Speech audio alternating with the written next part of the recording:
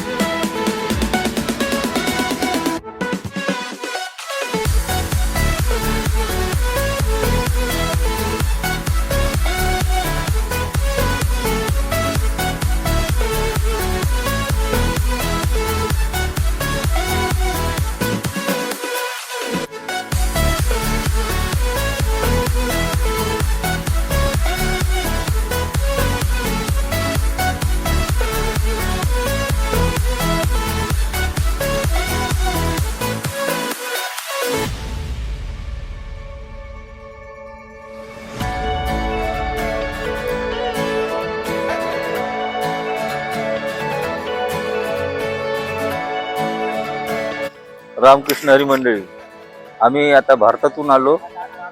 नेपाळमध्ये जाणार आहोत. आता नेपाळ बॉर्डर रोड, हे बघा नेपाळ बॉर्डर आहे. आता आम्ही नेपाळमध्ये सीतामाता जनकपुरीला जाणार. तिथून काठमांडू जाणार. काठमांडूवरून मनोकामना देवी जाणार. मनोकामना देवी पोखरा जाणार. असा एकंदरीत 5 दिवसाचा प्रवास आहे. रामकृष्ण हरी मंडळी, आज आपण भारतामधून नेपाळ बॉर्डरवर आलेलो आहोत. तिथं काही प्रोसिजर आहेत नेपाळ बॉर्डरच्या. आपल्या त्या डॉक्युमेंटलीचं इथं चेकिंग होत आहे. त्यानुसार आपल्याला परमिट मिळेल, म्हणजे नेपाळमध्ये आपल्याला जाण्यास, म्हणजे तिथे एंट्री मिळेल आपल्याला येण्याकरिता. त्याकरिता भारताच्या शेवटच्या गाव म्हणजे विट्टामोर इथून आपण आता आपले प्रथमता तपासणी झालेली आहे आपली मिलिटरी ईडीयाची. त्यामध्ये आपण सगळी चेकिंग करून आधार कार्ड सर्वांचे बघून 39 जणांना समोर जाण्यास परवानगी मिळेल. त्यानंतरच आपल्याला नेपाळमध्ये प्रवेश मिळतील. असं सत्संग यात्रा कंपनी तळेगावतर्फे आम्ही टूरला निघालेलो आहोत. 20 दिवसाचा टूर असून 10 दिवस पूर्ण करून आम्ही आता नेपाळमध्ये प्रवेश करून राहिलेला. तळेगावचे ठाकरे महाराज यांच्या कृपेने आम्हाला हा सत्संग प्रवास घडलेला आहे. तेव्हा त्यांना भरपूर पुण्य प्रदान करो. सत्संग यात्रा कंपनीच्या वतीने जवळपास आम्ही आता 10 दिवस झालो प्रवास करून राहिलो.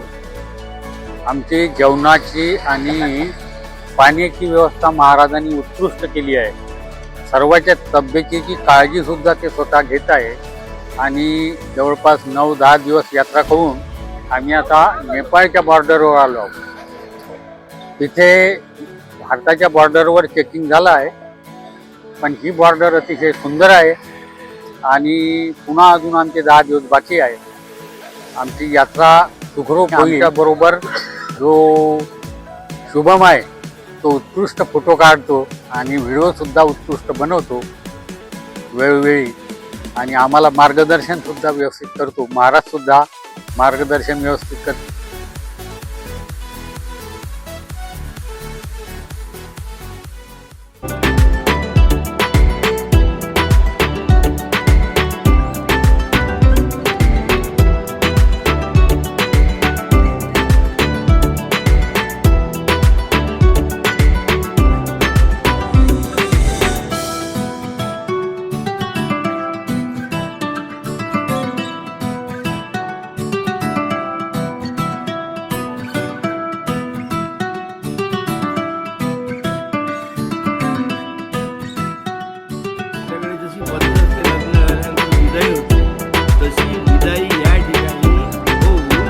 त्यांना अयोध्येमध्ये नेण्यात आलं होतं अशी आख्यायिका आहे. त्यामुळे या स्थानाचं महत्त्व तेवढंच आहे जे बाकी इतरत्र लोकांनी आम्ही विचारलं होतं की बाबा इथलं महत्त्व काय. जनक त्यांनी राजाची अशा प्रकारे कुलदेवी आम्हाला सांगितलं. चं इथे मंदिर आहे आणि त्या कुलदेवीच्या मंदिरामध्ये आपण आलेलो आहोत आणि त्याचं दर्शन आपण घेत आहोत.